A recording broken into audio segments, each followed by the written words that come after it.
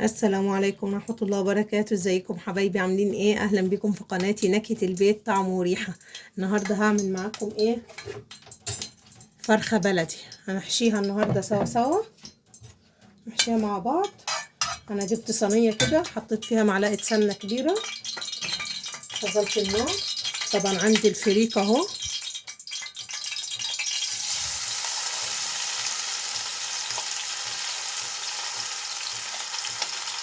الفريك ده انا نقعاه من بدري كده، من ساعة كده يعني. نقعته في مية.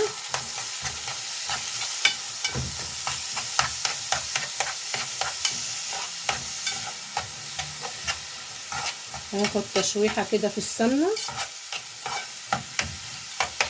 عشان نجهزه، عشان نحشي بيه الفرخة ان شاء الله.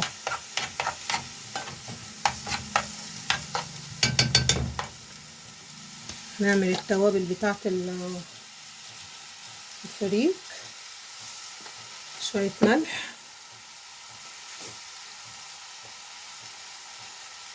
شوية فلفل اسود،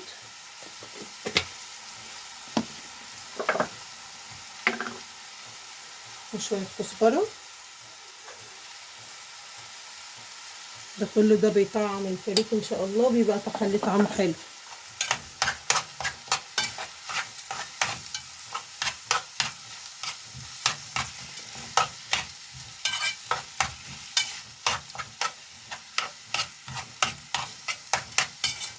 النهارده ان شاء الله ده فطارنا بتاع رمضان.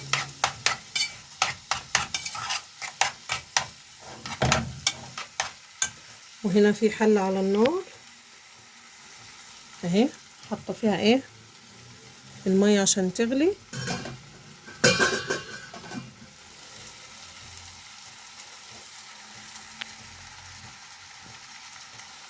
هنفضل نقلب بقى في الفريك لحد كده ما يدخل في السوا معانا شويه.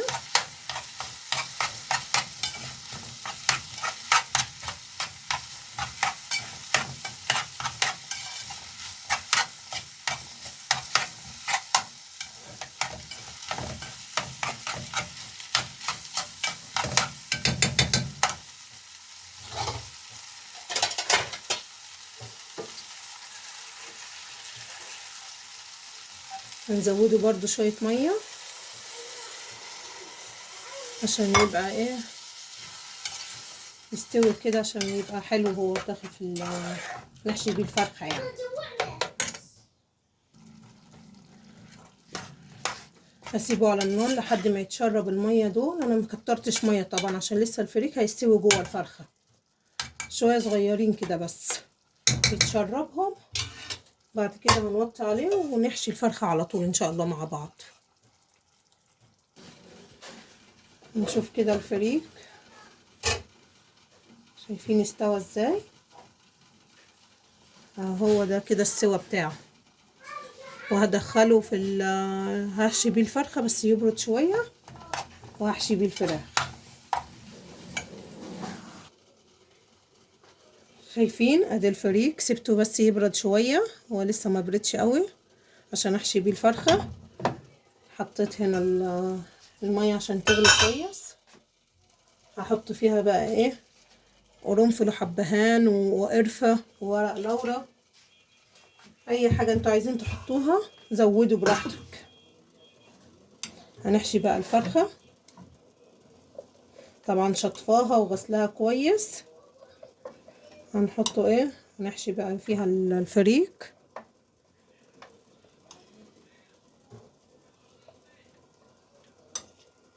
نحشيها كلها لحد ما نملاها من جوه. النهارده مش هعمل اكل كتير عشان انا الاكل من اول رمضان في بواقي كتير في التلاجة. انا بس حبيت اجدد لهم الاكل، فهعمل اكل ايه بسيط يعني. هحشي الفرخة وهعمل معاكم الفطار كله خطوة بخطوة مع بعض. ويا ريت اللي عندها افكار وحاجات مختلفة تقولي، عشان ايه ناخد خبراتنا من بعض يعني، عشان نغير. هحشي بقى الفرخة كلها. بصوا انا حشيتها كلها كده. عبيتها على الاخر، بس سيبت فيها شويه طبعا عشان الفريك لسه هيستوي تاني، وانا بحب اقفلها بالايه، بالقنصه بتاعتها. نقفل مع بعض كده.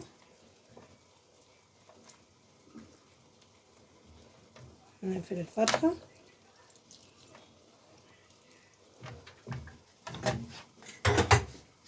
وهنحطها بقى ايه في الشوربه، في الميه بتاعتها كده.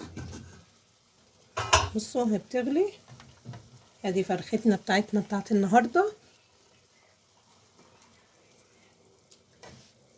هنحطها بقى في النار وهنسيبها لحد ما هي تستوي.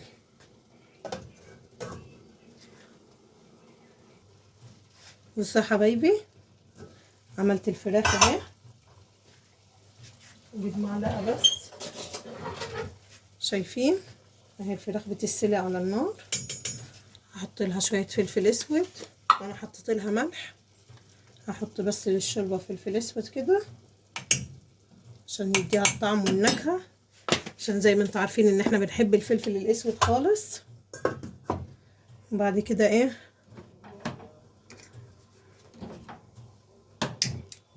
افتح هنا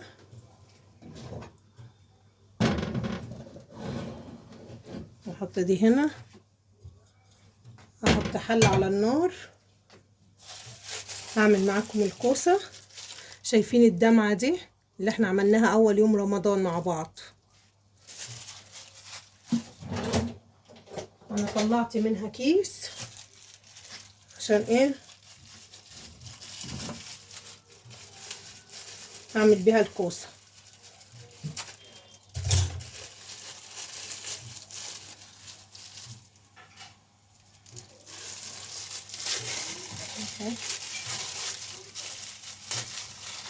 احط بس شويه كده، وبعد كده هحط عليها الكوسه.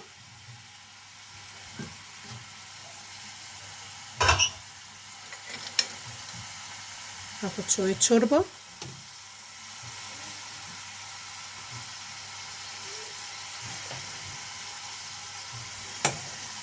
من كده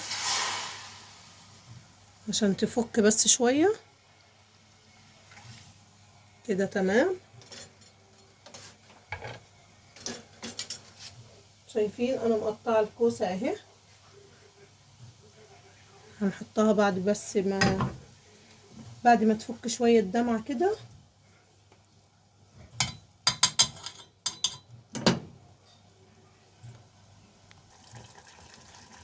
ادي الدمعه اهي، بصوا فكت. هحط بقى فيها ايه الكوسه.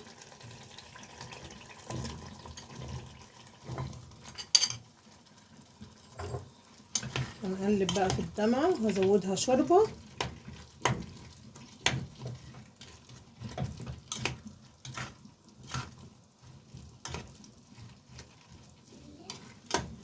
هنزودها شوربه دلوقتي.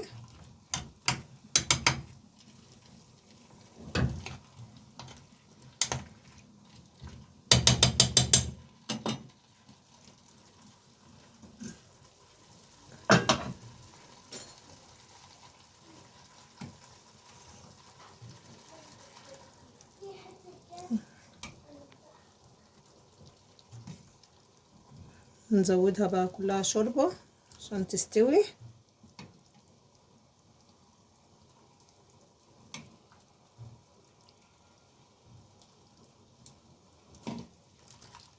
شايفين لونها بقى تحفه ازاي. لسه كمان هزودها كمان شويه.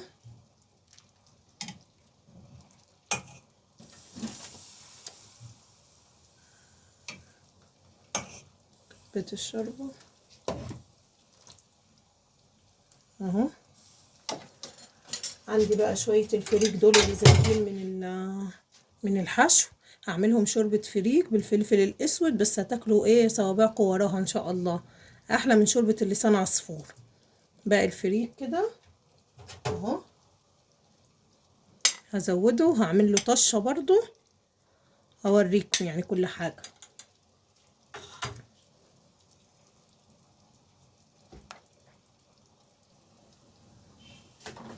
هولع النار هنا وهنقلب هنقل عليها ايه الكوسة، شايفين شكلها؟ ادي الكوسة اهي، خليها هنا. والحلة دي هحط عليها ايه، هعمل فيها الفريك. ادي الفريك اللي انا قلت لكم عليه، هعمل احلى شوربة فريك. ده اللي مش عارفاه، الفريك ده الباقي الحشو بتاع الفرخة. هنديله تقليبة واحط عليه معلقة سمنة كده اهي، معلقة السمنة.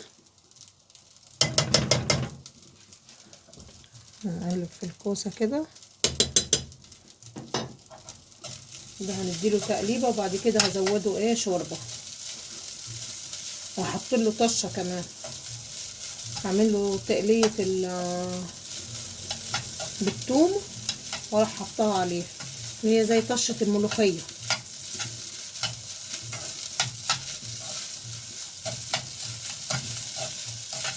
يا ريت تقولوا لي رأيكم في التعليقات كده عشان ناخد افكار من بعض. هنحط هنا شوية ملح، نقلبها اهي.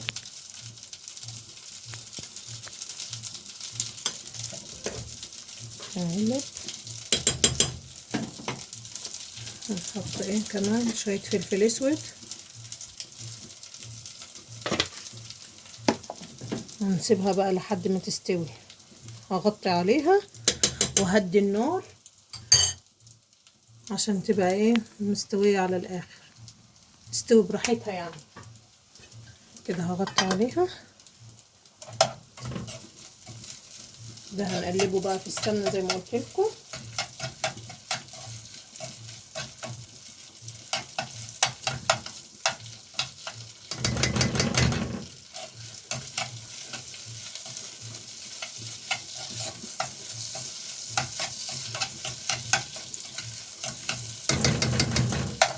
هنزوده بقى ايه شوربة.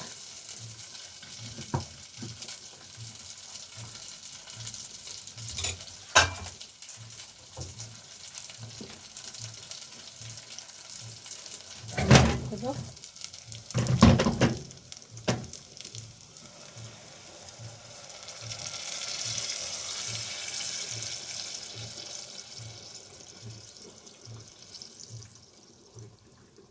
بصوا بقى الشوربة بتاعت الفراخ البلدي عاملة ازاي، تحفة.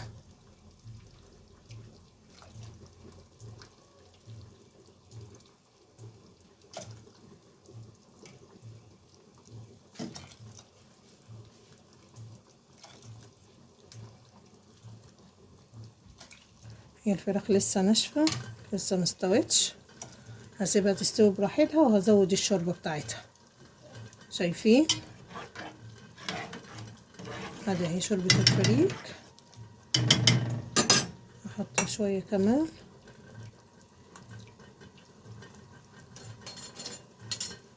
رجعها على النار عشان تغلي كده، وهسيبهم بقى شوية لحد ما يغلوا ويستووا. بس يا حبايبي انا حطيت حلة اهي، حطيت فيها الشوربة، هعمل فيها ايه، اعمل فيها الملوخية. بصوا دي ملوخية انا مجمداها، هحطها.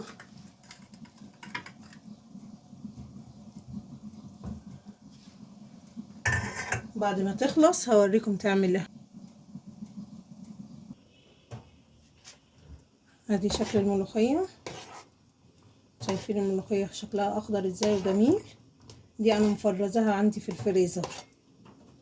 نحط لها بس شوية كزبرة، شوية صغيرين يعني، ونعمل معاكم الطشة بتاعتها، التقلية بتاعتها وهوريكم. اشيلها بس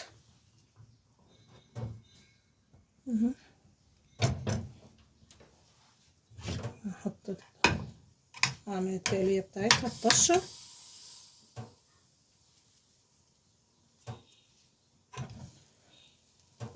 انا هحط لها ايه، ادهن الملوخية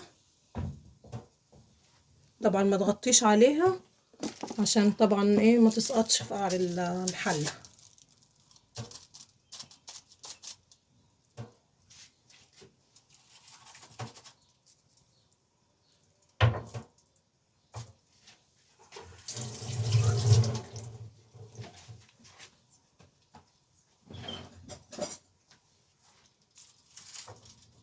انا بحب احط لها حته شطه كده صغيره بتطعمها وبتحليها، متكتريش يعني حته صغيره كده شطه.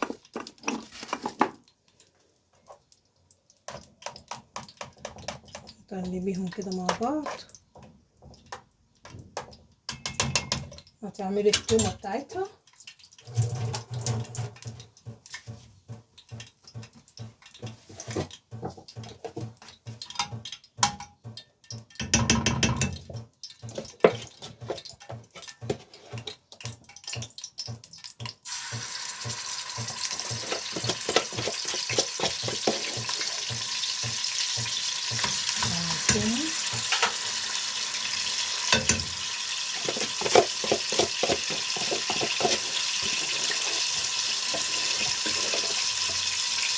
انا كترتها شويه الثوم عشان ايه هحط الفريك لشوربه الفريك اللي احنا ايه عملناها من شويه.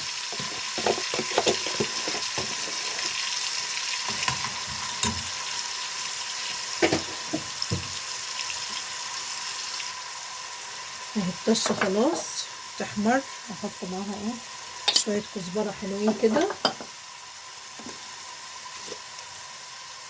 حبه فلفل اسود. احنا طبعا الفلفل الاسود معانا في كل اكله.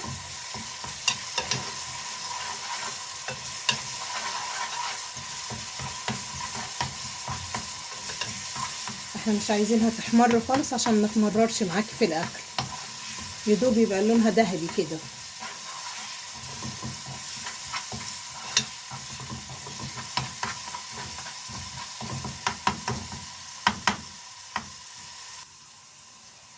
شايفه ادي اهي الطشه اهي.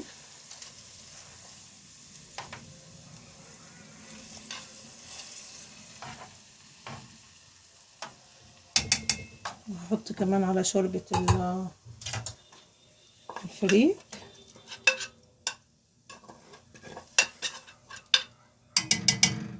اهو.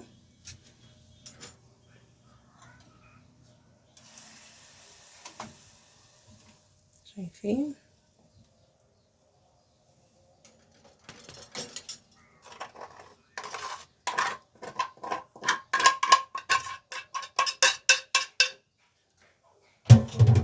هحط بقى طاسة الزيت عشان احمر الفراخ. نعمل الفرخة اللي عملناها سوا. ودي شكل الملوخية. شايفين الف هنا وشفا على قلبكم. دلوقتي هبدأ احمر في الفرخة، بس الاول ايه هاخد معلقة من الصلصة احطها في طبق كده.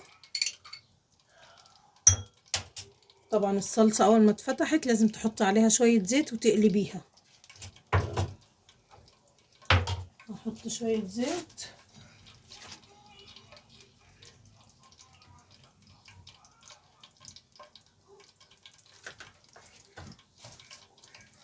شايفين حطيت فيها زيت اهو في الوش كده اهو، عشان احطها في التلاجة وما تبوظش وشها ما يعفنش. واقلبيها كده وحطيها في باب التلاجة تفضل معاكي اطول فترة ممكنة. واديني خدت المعلقة اهي وحطيت عليها حتة زيت برضو، معلقة زيت كده، ودهني بيها الفرخة بتاعتك عشان تتحمر بقى كويس.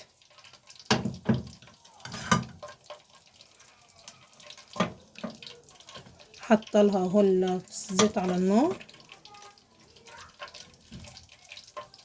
اهو.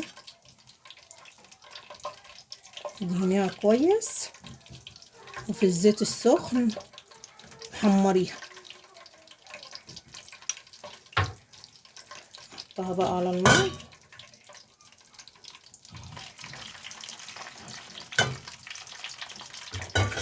اهي. هحمرها بقى من هنا اديها الوش بتاعها، تحط لها فلفل اسود طبعا.